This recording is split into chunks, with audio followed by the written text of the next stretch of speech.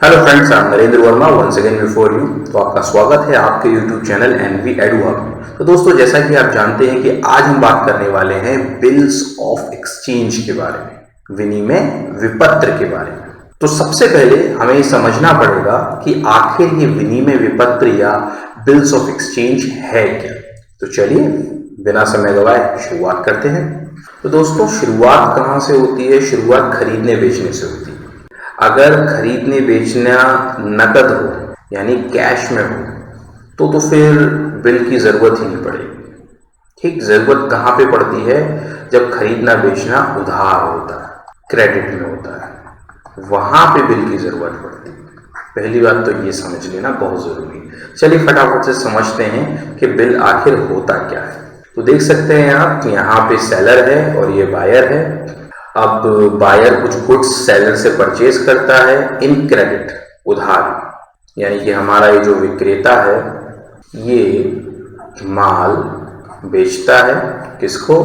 क्रेता को। ठीक है, अब जब माल बेचेगा तो जाहिर सी बात है कि पैसे की डिमांड करेगा। कहता है भाई पैसा दीजिए। अब नगद में ही लेन देन हो जाता तो बिल तो हम नहीं पढ़ रहे होते ना। तो ये नगद में पैसा नहीं देता है, ये क्या देता है?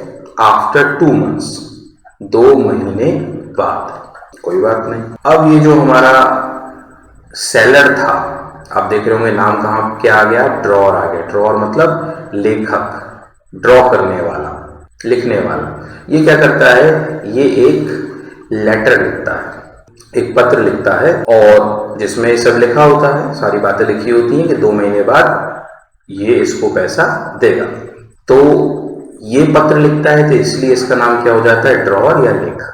ठीक, और इससे पैसा लेना है, इसका देनदार है, इसे देनदार कह सकते हैं। या जिस पर पत्र लिखा जाता है उसको हम ड्रॉई कहते हैं। आप चाहें तो इसे हिंदी में स्वीकर्ता भी कह सकते हैं। अब जो हमारा ये स्वीकर्ता है, ये करता क्या है? जो पत्र हमारे ड्रॉअर ने इसको दिया था, ये उसको साइन करता है, उस पर अपने हस्ताक्षर करता है और हस्ताक्षर करने के बाद उसे ये हमारे ड्रॉअर को दे देता है, वापस कर देता है। ठीक, और इसी कंडीशन पे जब ये साइन कर देता है, ये पत्र हमारा तब्दील हो जाता है बिल ऑफ एक्सचेंज, जिसे हम हिंदी में विनिमय विपत्र भी कहते हैं। राइट, तो याद रखिएगा, जब तक कि हमारा जो ड्रॉई है यानी कि स्वीकर्ता है उस पत्र पे अपनी स्वीकृति नहीं दे देता है अपने सिग्नेचर के माध्यम से, तब तक उस पत्र को हम विनिमय विपत्र या बिल ऑफ एक्सचेंज की संज्ञा नहीं दे सकते। राइट, उस पर सिग्नेचर होना जरूरी है, तभी वो मान्य होगा, न्यायालय में भी मान्य होगा और तभी वो विनिमय विपत्र यानी कि बिल ऑफ एक्सचेंज कहलाएगा, वरना तो ये एक मामूली कागज कहलाएगा। ठीक है ना, बहुत इंपॉर्टेंट पॉइंट है ये। ओके, अब देखिए बहुत अगला इसका बिंदु समझते हैं। तो पहला जो हमारा पक्ष हुआ वो हुआ ड्रॉअर, जिसने कि पत्र लिखा था, इसे हम हिंदी में लेखक कह सकते हैं। दूसरा जो हमारा पक्ष हुआ वो हमारा ड्रॉई, जिसे हम हिंदी में स्वीकर्ता कहते हैं। तीसरा जो पक्ष होगा हमारा वो होगा पे, यानी कि भुगतान प्राप्त करता, जिसको एक्चुअल में भुगतान मिलना है। अब आप सोच रहे होंगे सर भुगतान तो लेखक को ही मिलेगा। ठीक है, हाँ, अगर वो पेमेंट खुद रिसीव करता है तो इस कंडीशन में वो लेखक भी है और भुगतान प्राप्त करता भी, यानी पेई और ड्रॉअर दोनों कहलाएगा। लेकिन अगर वो इस ड्रॉई को आदेश दे देता है कि भाई आप पेमेंट मुझे मत करो, ठीक है, मेरे द्वारा आदेशित किसी अन्य व्यक्ति को कर दीजिए, या जो भी व्यक्ति इस पत्र को लेके आप के पास आएगा 2 महीने बाद, आप उसको पेमेंट कर दीजिए। अगर ऐसा कुछ कह देता है तो उस केस में ये जो पेई है, हमारा भुगतान प्राप्त करता, ये अलग पर्सन हो जाता है। ठीक है, तो इस तरह से आप देख सकते हैं कि यहाँ 3 पक्ष हो जाते हैं। पहला ड्रॉअर यानी कि लेखक, दूसरा ड्रॉई यानी कि स्वीकर्ता और तीसरा पेई यानी कि भुगतान पाने वाला। राइट, तो ये सब कुछ था किसके बारे में? बिल ऑफ एक्सचेंज के बारे में। अब फटाफट से इसकी डेफिनेशन समझ लेते हैं। तो देखिए यहां लिखा हुआ है, a written unconditional order directing a certain person to pay a certain sum of money only to or the order of a certain person or to the bearer of the instrument. यानी ये कह रहे हैं कि एक लिखित शर्त रहित आदेश है, अनकंडीशन, यानी कि इसमें कोई कंडीशन नहीं है, कोई शर्त नहीं है, जो कि एक निश्चित व्यक्ति को, निश्चित व्यक्ति यानी कि जिसको हमने उधार माल बेचा है वही होगा, उसको एक निश्चित राशि का, जाहिर सी बात है कि एक निश्चित राशि यानी कि जिसने रुपए का हमने माल बेचा है वही अमाउंट की बात होगी, एक निश्चित व्यक्ति को या उसके आदेशित व्यक्ति को या पत्र के वाहक को चुकाने के लिए निर्देशित करता है। यानी कि ये बिल में लिखा होता है कि आप पेमेंट किसे करेंगे, या तो अपना नाम लिख देगा विक्रेता, या उसको किसी को पैसा ट्रांसफर करना होगा, उसका कोई लेनदार होगा, उसको स्थानांतरित करना होगा तो उसका नाम डाल देगा, या ये लिख देगा भी जो भी इस पत्र को या बिल को लेके आएगा उसको पेमेंट कर दीजिए। तो ये डेफिनेशन हो जाती है बिल ऑफ एक्सचेंज, राइट। अभी जो डेफिनेशन है इसी से इसके फीचर्स निकल के आते हैं, यानी कि विनिमय विपत्र के लक्षण। देखिए सबसे पहला है अनकंडीशनल डॉक्यूमेंट, यानी कि एक शर्त रहित प्रलेख है। अब शर्त रहित का मतलब क्या है कि इसमें कोई कंडीशन नहीं। कंडीशन का क्या मतलब है कि आपके पास पैसे हो जाएंगे तो आप देंगे, ऐसा कुछ भी नहीं है। लिखा है 2 महीने बाद तो 2 महीने बाद आपको देने हैं बस, ठीक। दूसरी बात है रिटन ऑर्डर, लिखित आदेश है, कोई ओरल में नहीं दिया जाता है, लिखित में होता है। तीसरा है एक्सेप्टेंस मैंडेटरी, यानी कि स्वीकृति अनिवार्य है। जैसे कि मैंने आपको बताया था अभी अभी, जब तक कि जो हमारा ड्रॉई है वो साइन करके ना दे दे, साइन करना ही उसकी क्या है, स्वीकृति है, तब तक उसे हम बिल नहीं मानेंगे, तो ये अनिवार्य है।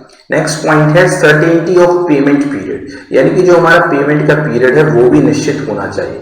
यानी उसके अंदर ये ना हो कि बिल तो लिख के दे दिया लेकिन लिखा कि मैं आपको पैसे दे दूंगा, जब तक यही नहीं लिखा जाएगा कि किस तारीख पे दिया जाएगा या कितनी अवधि के बाद दिया जाएगा, तब तक उस बिल का कोई मतलब नहीं। सर्टेनिटी ऑफ अमाउंट, यानी कि धनराशि भी निश्चित होनी चाहिए। ये नहीं कि मैं आपको पैसे दे दूंगा लेकिन कितने पैसे वो तो लिखा ही नहीं, तो झगड़े का कारण बन जाएगा। इसलिए अमाउंट भी ऑलरेडी पहले से तय होना चाहिए, धनराशि निश्चित होनी चाहिए। अगला पॉइंट है लेखक के हस्ताक्षर। यस, देखिए ड्रॉइंग तो साइन करके अपनी एक्सेप्टेंस देगा, लेकिन जो व्यक्ति इस पत्र को लिखता है बनाता है उसके भी हस्ताक्षर होते हैं, ठीक है। नेक्स्ट है पेमेंट टू ड्रॉअर और ऑर्डर पर्सन और बेयरर। अब पेमेंट या तो ड्रॉअर को किया जाता है या उसके द्वारा किसी आदेशित व्यक्ति को किया जाता है, या फिर जो भी उस पत्र को लेके पेमेंट के लिए वहां पहुंच जाए ड्रॉई के पास, उसको भुगतान कर दिया जाता है। यानी कि या तो लेखक को, उसके आदेशित व्यक्ति को, या वाहक को, ठीक। और हर बिल ऑफ एक्सचेंज पे स्टैंप जरूरी होती है आवश्यकता अनुसार, और 3 पार्टीज होती हैं, मैं बता चुका हूं आपको 3 पार्टी कौन कौन सी होती हैं। एक हमारा ड्रॉअर होगा, दूसरा ड्रॉई होगा, और तीसरा पेई होगा। अब ये पेई और ड्रॉअर दोनों सेम हो सकते हैं और अलग भी हो सकते हैं, ठीक है ना। चलिए, अब इससे मिलता जुलता इसका एक छोटा भाई भी है जिसका नाम क्या है, प्रोमिसरी नोट। तो जब भी बात बिल ऑफ एक्सचेंज की होती है प्रोमिसरी नोट भी आ जाता है पीछे से, और अक्सर ये इंपॉर्टेंट क्वेश्चन बन जाता है कि what is the difference between promissory note and bill of exchange. तो समझ लेते हैं फटाफट। सबसे पहला डिफरेंस क्या है कि बिल ऑफ एक्सचेंज एक ऑर्डर था और ये क्या है, एक प्रॉमिस। सबसे बड़ा डिफरेंस, और भी डिफरेंस है अभी हम डिस्कस करेंगे, इसकी डेफिनेशन पढ़ लेते हैं। It's a written promise signed by maker to pay a certain sum of money only to or the order of a certain person or to the bearer of the instrument. यानी कि ये एक लिखित वचन है, वादा है, प्रॉमिस है, जो एक निश्चित राशि एक निश्चित व्यक्ति को या उसके आदेशित व्यक्ति को या पत्र के वाहक को चुकाने के लिए दिया जाता है। यानी कि एक तरीके से प्रतिज्ञा की जाती है, वायदा किया जाता है। कौन वायदा करता है इसको? यहां वायदा वो करता है जो माल उधार खरीदता है। ये भी एक बहुत बड़ा डिफरेंस है कि यहाँ पे इस पत्र को लिख कौन रहा था, जो माल को बेचता है, सेलर, और यहाँ पे इस पत्र को कौन लिख रहा है, जो माल को खरीदता है, यानी कि बायर। ये एक बहुत बड़ा डिफरेंस है, ठीक है। तो इस स्लाइड पे हम वापस लौटेंगे, पहले समझ लेते हैं कि प्रॉमिसरी नोट कैसे डिफर करता है हमारे बिल ऑफ एक्सचेंज।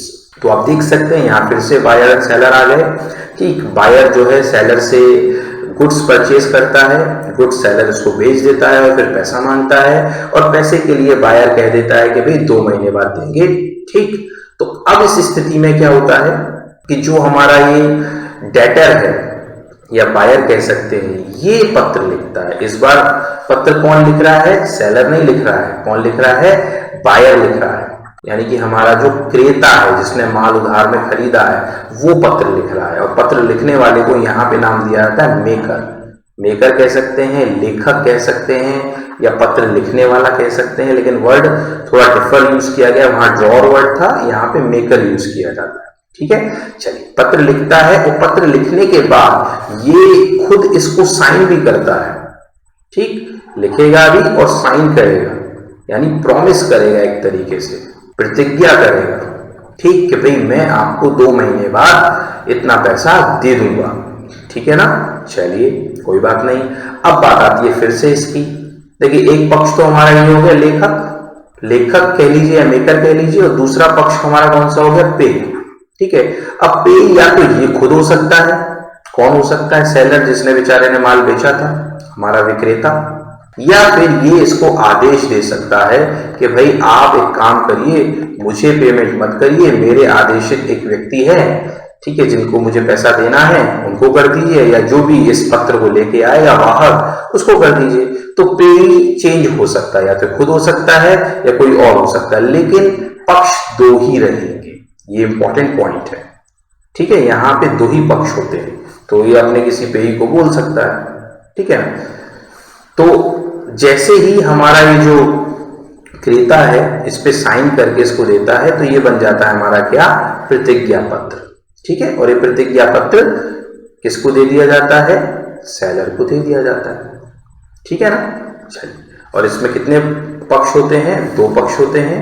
मेकर हुआ हमारा लेखक, और पे हुआ भुगतान पाने वाला व्यक्ति। राइट, चलिए, अब आपको समझ में आ गया होगा कि बिल ऑफ एक्सचेंज और प्रॉमिसरी नोट में क्या आता है। अब वापस लौटते हैं उस स्लाइड पे। तो ये डेफिनेशन भी हम पढ़ चुके हैं, आपको क्लियर हो गई होगी। अब इसके फीचर्स देखें तो क्या अंतर है? लगभग सब कुछ सेम ही है। देखिए, अनकंडीशनल डॉक्यूमेंट ये भी होता है, ये भी होता है। रिटन ये ऑर्डर था और ये रिटन प्रॉमिस है। ठीक है, मैं देखिए साथ साथ आपको पढ़ा रहा हूं, आप उनके फीचर्स मान लीजिए इसको, ये डिफरेंस मान लीजिए। ठीक है, एक्सेप्टेंस देखिए यहाँ पे मैंडेटरी थी, यहाँ पे नॉट मैंडेटरी, बल्कि आवश्यक ही नहीं है। यहाँ पे दूसरे पक्ष की सिग्नेचर की जरूरत होती ही नहीं है, जो व्यक्ति लिखता है वही साइन करके दे देता है। सर्टेनिटी ऑफ पेमेंट पीरियड वहां भी था, यहाँ भी है। सर्टेनिटी ऑफ अमाउंट वहां भी था, यहाँ भी था। यहाँ पे सिग्नेचर ऑफ मेकर जरूर होते हैं, ये बता चुका हूं मैं आपको। पेमेंट टू पर्टिकुलर पर्सन और ऑर्डर्ड पर्सन वगैरह, ये भी सेम बात आ गई। ठीक है, स्टैम्प भी हो गया। और पक्ष कितने होते हैं? 2। तो 3-4 डिफरेंसेस हैं कि इसको लिखने वाला क्रेता होता है, और ये एक प्रॉमिस है यानी वचन है, और इसमें 2 पक्ष होते हैं। बाकी सब कुछ लगभग सेम ही। ठीक है, तो दोस्तों, अब बिल ऑफ एक्सचेंज समझने के बाद देखिए, क्वेश्चन में हो सकता है आपको प्रॉमिसरी नोट लिखा हुआ मिल जाए या बिल लिखा हुआ मिल जाए, ज्यादातर बिल ही लिखा मिलेगा। ट्रीटमेंट एक ही होगा, ये भी मैं आपको बता देता हूं, और इस ट्रीटमेंट को हम अगली वीडियो में डिस्कस करेंगे। लेकिन उस ट्रीटमेंट को समझने से पहले आपको कुछ शब्दावली जो विनिमय विपत्र से संबंधित है और महत्वपूर्ण है, उसको समझना जरूरी है, वरना समझ नहीं पाएंगे कि ये शब्द यहाँ क्यों आ रहा है, इसका क्या मतलब है। तो देखिए, सबसे पहला जो टर्म इसमें यूज किया जाता है, दैट इज एक्सेप्टेंस। हिंदी में कहें तो स्वीकृति। स्वीकृति का मतलब क्या होता है? कई बार क्वेश्चन में आपको डायरेक्टली लिखा होगा कि भाई मिस्टर बी ने ए को 30,000 रुपए की स्वीकृति दी, तो इसका मतलब क्या है कि उसने बिल पे साइन करके दे दिया। ठीक, जब भी हमारा जो ड्रॉई होता है, ड्रॉई यानी जिस पर पत्र लिखा गया है, वो साइन कर देता है बिल को और वापस कर देता है किसको? ड्रॉअर को, जिसने पत्र लिखा था। तो इसको कहते हैं हम स्वीकृति देना। ठीक है ना, हिंदी में भी है, जब स्वीकृता बिल पर हस्ताक्षर करता है और उसे लेखक को वापस कर देता है। Days of grace very important, इसको ध्यान से समझिएगा। मान लेते हैं आज है 1 अप्रैल, और 1 अप्रैल 2022 को ये बिल लिखा गया। ठीक है, और 2 महीने का बिल है, तो इसमें 2 मंथ्स हम जोड़ेंगे। 2 मंथ्स जोड़ेंगे तो डेट कितनी आ जाती है? 1 जून आ जाती है। ठीक है, 1 जून 2022। इसमें 3 दिन और जोड़े जाते हैं। इन 3 दिनों को कहते हैं हम डेज ऑफ ग्रेस। राइट, यानी कि ये क्यों दिया जाता है? रियायत के तौर पे दे दिए जाते हैं। जो भी आपका मैच्योरिटी पीरियड आना था उसमें 3 दिन बढ़ा दिए जाए, तो वो 3 दिन क्या कहलाएंगे? हमारे रियायत के दिन या अनुग्रह के दिन कहलाते हैं। ठीक है। और इस 3 दिन को जोड़ के अब जो तारीख आएगी हमारे पास वो क्या आ गई, 4 जून 2022 आ गई। तो ये जो तारीख हुई इसको कहेंगे हम क्या, डेट ऑफ मैच्योरिटी, यानी भुगतान की तिथि। हमेशा इसमें 3 दिन जोड़ दिए जाते हैं, याद रखेंगे, ठीक। क्योंकि डेट वाला कॉलम आपको बिल ऑफ एक्सचेंज में फिल करना पड़ेगा, उसके मार्क्स कट जाते हैं एग्जाम में। नेक्स्ट पॉइंट है हमारा डिस्काउंटिंग ऑफ बिल, यानी कि बिल का भुनाना। अब कई बार क्या होता है कि जो हमारा ड्रॉअर है, अब इसको बिल वापस मिल चुका है साइन होके, अब इसे 2 महीने तक रखेगा फॉर एग्जांपल अपने पास, तो कोई बात नहीं, अगर 2 महीने तक अपने पास रखता, पेमेंट ले लेता, बात खत्म हो जाती है। लेकिन अगर इसे पैसे की जरूरत उस 2 महीने से पहले ही पड़ गई तो क्या करेगा, ये चला जाएगा बैंक, ठीक है। बैंक में जाएगा, कहेगा भाई 30,000 रुपए का मेरा ये बिल है और 2 महीने बाद मुझे पेमेंट मिलेगा, आप मुझे पेमेंट अभी दे दीजिए, भले कुछ पैसा काट लीजिए बैंक का, ठीक है। एक काम कर लेते हैं कि इसका 2% आप हमको दे दीजिए, ठीक है। 2% पर एनम के हिसाब से उन्होंने डिस्काउंट काट लिया। अब 2% पर एनम के हिसाब से आप निकाल लीजिए कितना हुआ, 100 रुपए करीब आया, ठीक है। तो 29,900 रुपए बैंक जो है इस व्यक्ति को दे देगा और 100 रुपए काट लेगा डिस्काउंट के रूप में। ये बैंक की कमाई हो गई, ठीक है ना। चलिए, ये बिल्कुल इस तरीके से है कि आपने ब्याज पे पैसा ले लिया, ठीक, आपने अपना ही पैसा ले लिया, अब आपको वापस देना नहीं है। बिल आपने हैंड ओवर कर दिया बैंक को, अब बैंक पैसा रिसीव करेगा आपके ड्रॉइंग से, राइट। तो इस प्रोसेस को कहते हैं हम डिस्काउंटिंग ऑफ बिल, ये बहुत पॉपुलर है। ओके, एंडोर्समेंट ऑफ बिल, ये क्या होता है, ये अभी हमने पढ़ा था कि भाई जो ड्रॉअर होता है अगर वो अपना पेमेंट रिसीव करने का राइट किसी थर्ड पर्सन को दे देता है, जिसको हम पेई का नाम दे देते हैं, तो ये जो प्रोसेस होता है ये कहलाता है हमारा एंडोर्समेंट ऑफ बिल। देखिए यहाँ लिखा भी हुआ है, when drawer transfer the right of receiving payment of bill to any of his creditor, this process is known as endorsement of bill, right. यानी कि पेमेंट लेना था, कोई मिस्टर ए है, इसने माल बेचा मिस्टर ए ने मिस्टर बी को, ठीक है। मिस्टर ए को पेमेंट लेना है, लेकिन मिस्टर ए ने क्या किया, अपना राइट ट्रांसफर कर दिया मिस्टर सी को, तो मिस्टर सी को ये राइट ट्रांसफर करने वाला काम एंडोर्समेंट ऑफ बिल कहलाएगा, राइट। चलिए आगे बढ़ते हैं, sending bill to bank for collection. अब कई बार क्या होता है, जो बड़े बिजनेसमैन होते हैं बहुत सारे बिल इनके पास होते हैं, अब इनके पास बिल कई सारे हो गए हैं, अब इनको पेमेंट के लिए वेट करना है, ठीक है। किसी बिल की डेट 2 महीने बाद आ रही है, किसी की 3 महीने बाद आ रही है, तो भूल ना जाए, ठीक है। इसलिए ये काम ये अपने बैंक को दे देते हैं, जहां भी इनका अकाउंट होता है वो बैंक इनको एक एजेंसी वाला फंक्शन देता है, ठीक है। भाई हम आपके एजेंट के रूप में काम करेंगे, बैंक इसका कुछ चार्जेस भी काट लेता है। तो ये लोग क्या करते हैं, अपने सारे बिल जिनके भी पेमेंट रिसीव होने होते हैं, जब भी होने होते हैं, अपने बैंक में भिजवा देते हैं। ये बैंक क्या करता है, जब भी उनका टाइम आता है जिस बिल का, उसका पैसा रिसीव करता है और इनके अकाउंट में क्रेडिट कर देता है डायरेक्टली, ठीक है। एक सुविधा है। तो इस कार्य को हम कहते हैं बिल को वसूली के लिए बैंक भेजना, ठीक। तो इस तरीके से भी किया है, तो इसके लिए भी एंट्रीज की जाएंगी। डिसऑनर ऑफ बिल, ये अगेन इंपॉर्टेंट टर्म है बिल ऑफ एक्सचेंज में। जब भी जो हमारा ड्रॉई है, यानी कि जिसको पेमेंट देना है, हमारा स्वीकर्ता, अगर भुगतान की तिथि तक, जैसे 2 महीने का बिल है, 3 महीने का बिल है, इसके पास पैसा नहीं होता और ये पेमेंट नहीं कर पाता है, तारीख निकल गई, पेमेंट नहीं कर पाता है, ठीक है, तो उस बिल को माना जाता है डिसऑनर्ड, ठीक। हिंदी में इसे कह सकते हैं बिल का अनादर या तिरस्कृत होना, ठीक है। यानी कि आप उसका ऑनर नहीं कर सके, आप उसे टाइम पे पे नहीं कर सके, ओके। डिसऑनर, जब डिसऑनर होगा तो फिर कार्रवाई होगी, ठीक है। इसको एक तरीके से क्राइम के रूप में देखा जाता है। बिल्कुल उसी तरीके से है कि आपने किसी को चेक दिया और वो चेक बाउंस हो गया, बिल्कुल वैसा ही ट्रीटमेंट यहाँ पे होता है। चलिए आगे बढ़ते हैं। अगला जो टर्म है हमारा वो है नोटिंग चार्जेस।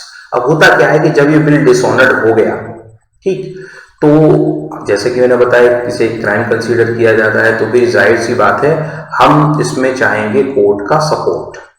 तो कोर्ट के सपोर्ट के लिए कोर्ट कहता है कि जैसे ही बिल डिसऑनर्ड हो आप हमें इन्फॉर्म करिए, ठीक है। गवर्नमेंट ऑफिसर को हमें इन्फॉर्म करना होता है, जिसका नाम है नोटरी पब्लिक, और इसके लिए कुछ एक्सपेंसेस इनकर होते हैं।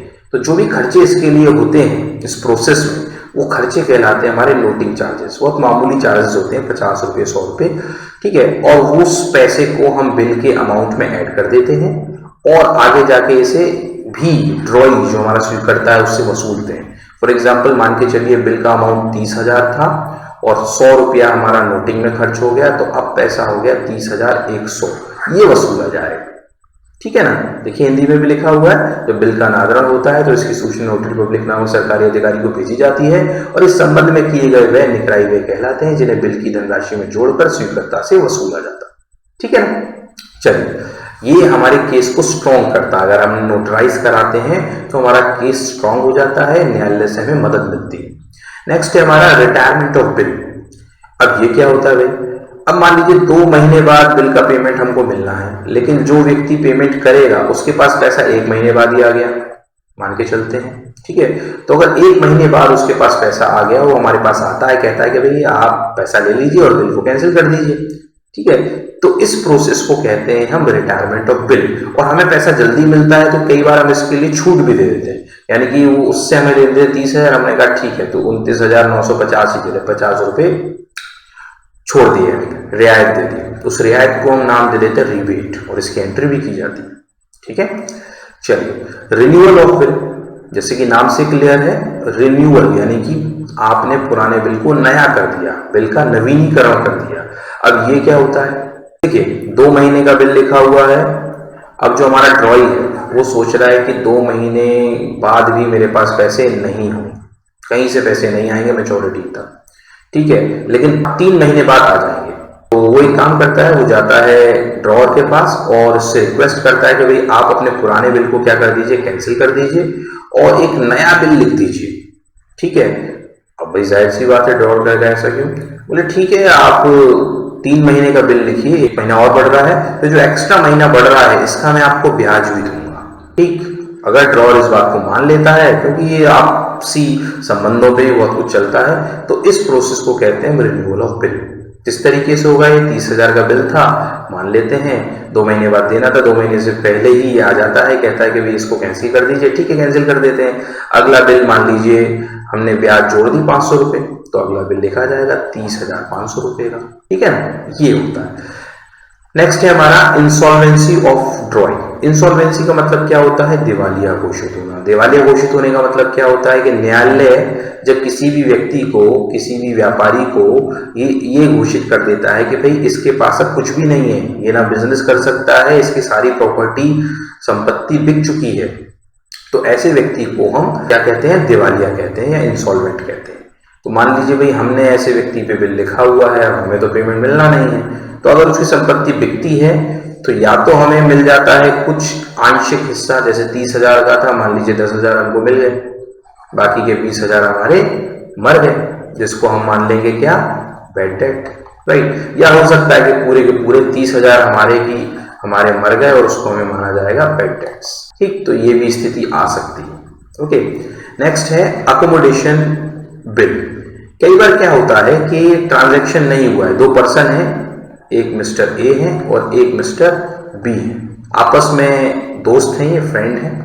ठीक है, और इनके बीच में कोई ट्रांजैक्शन नहीं हुआ, लेकिन इनको पैसों की जरूरत है। तो ये क्या करता है, मिस्टर ए ये कहता है कि भाई ठीक है, मैं आपके ऊपर एक बिल लिखता हूँ 50,000 रुपए का। ठीक है भाई, कुछ पैसे की जरूरत है, इसे मान लीजिए इसे 20,000 रुपए की जरूरत है तकरीबन, और इसे 30,000 की जरूरत है। 50,000 का बिल लिख दिया। मिस्टर बी क्या करते हैं, इसको साइन करके इस बिल को वापस इनको लौटा देते हैं। ये कहाँ चले जाते हैं, बैंक में चले जाते हैं और बैंक से इस बिल को डिस्काउंट करवाते हैं। 50,000 का बिल है, बैंक के 500 रुपये काट लिए और इनको दे दिए 49,500, और 49,500 का इनको चाहिए था 20,000। इन्होंने कहा ठीक है भाई 19,250 मुझे दे दो, 250 रुपये नुकसान में झेल लूंगा, और बाकी के 29,250 इनको मिल जाते हैं। ठीक है ना, 250 रुपये नुकसान ये झेल लेगा। अब जब इन लोगों के पास पैसे आ जाएंगे तो ये एक दूसरे को पैसा लौटा देंगे और बैंक का भी पैसा समय पे लौटा देंगे। तो ये बिल लिखे जाते हैं एक दूसरे की मदद के लिए, यानी कि उस समय पैसा नहीं है लेकिन 2 महीने बाद आ जाएगा, भाई बैंक से ले लिया, ठीक है, बिल के माध्यम से, क्योंकि बैंक आपको जो पैसा उधार देता है वो किसी ना किसी सिक्योरिटी के बेस पे देगा, तो ये बिल आपका एक तरीके से सिक्योरिटी का काम करता है। ठीक, और अकेला व्यक्ति किसी पे बिल लिख नहीं सकता, इसलिए 2 लोगों की जरूरत पड़ती है। ठीक है, तो पारस्परिक सहायतार्थ बिल कहा जाता है इसको, या अनुग्रह बिल कहा जाता है। जब एक व्यक्ति दूसरे व्यक्ति पर बिल लिखता है और आपसी सहायता के लिए उसे बैंक से बुला लेता है तो इसे पारस्परिक स्वार्थ या अनुग्रह बिल कहते हैं। क्लियर है? ठीक है, तो इस संदर्भ में भी जर्नल एंट्रीज होती हैं। ठीक, तो आज के इस वीडियो में बस इतना ही। उम्मीद है आपको वीडियो पसंद आया होगा। बहुत जल्द आपसे मुलाकात होगी अगले वीडियो में, जिसमें मैं डिस्कस करने वाला हूं बिल्स ऑफ एक्सचेंज से रिलेटेड सारी जर्नल एंट्रीज एक ही वीडियो। तो बहुत ही इंपॉर्टेंट वीडियो होने वाला है वो, लेकिन उसमें मैं केवल जर्नल एंट्रीज डिस्कस करूंगा, क्वेश्चन अटेम्प्ट नहीं करूंगा। ओके, जो टर्मिनोलॉजी मैंने आज क्लियर की है उस टर्मिनोलॉजी का वहां इस्तेमाल होगा। ठीक, अगर आपको कोई डाउट कंफ्यूजन हो, कोई क्वेरी हो तो आप कमेंट सेक्शन में प्लेस कर सकते हैं। मैं पूरी कोशिश करूंगा उसको सॉल्व करने की। बहुत जल्द आपसे मुलाकात होगी, तब तक के लिए धन्यवाद।